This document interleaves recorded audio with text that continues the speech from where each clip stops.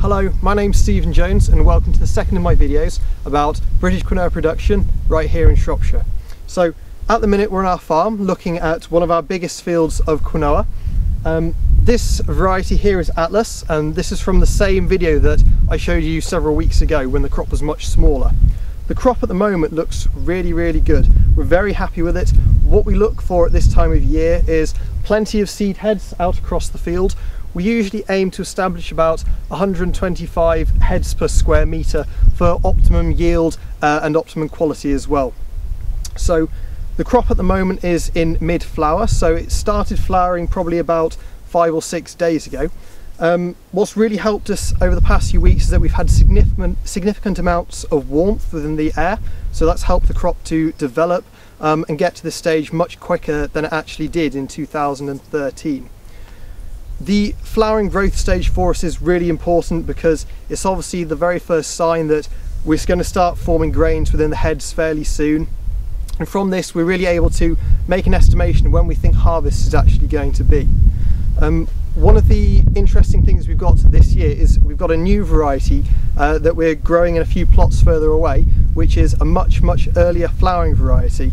So the grains that we're seeing in those varieties are probably starting to actually already be formed. When we rub some of the seeds out of the heads, we can already see that they're maybe milky or a little bit doughy. So I would say that that variety is probably two weeks ahead of the Atlas that we've got here. So with this crop currently being in flower, what we're going to see is the actual height of the crop should continue to increase during the actual flowering process. So that's going to further help suppress the weeds. I should probably mention a little bit about weed control. What we've got here is we've got a really good canopy that's helping to suppress a lot of the weeds beneath the actual quinoa crop. In little areas where we've had misses with the drill, you can see that there are weeds present and they're getting bigger because the quinoa is obviously not able to suppress them. So what we're finding is that establishing a good number of plants per square metre is really able to hold those weeds down. And interestingly, we were going to go through this crop with a hoe to help control some of the weeds between the rows, but we found that the crop itself was doing such a good job of managing to suppress the weeds that we thought it would just be better off without, and we would just leave it alone. And that's paid off. It's looking good now and there's not too much weed here at all.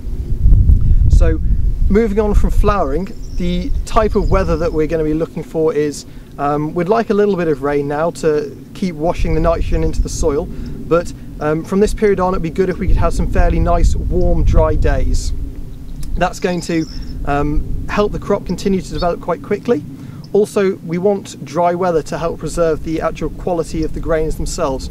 The more rain we actually get on the seeds, the slightly darker colour they actually go, which generally isn't too much of a problem. We don't get too much rain on the seeds, but we'd like to make the seeds look as nice and white as possible. So I suppose that's probably it now until seed formation begins. I'll do another video in maybe 2 or 3 weeks just so you can see the actual seeds being formed inside the head and see what the seeds themselves look like when they're in an immature phase. If anybody's got any questions, please feel free to get in touch with me at stephen@britishquinoa.co.uk and I'll do my best to answer all of your questions. Thank you very much and we'll see you soon. Bye bye.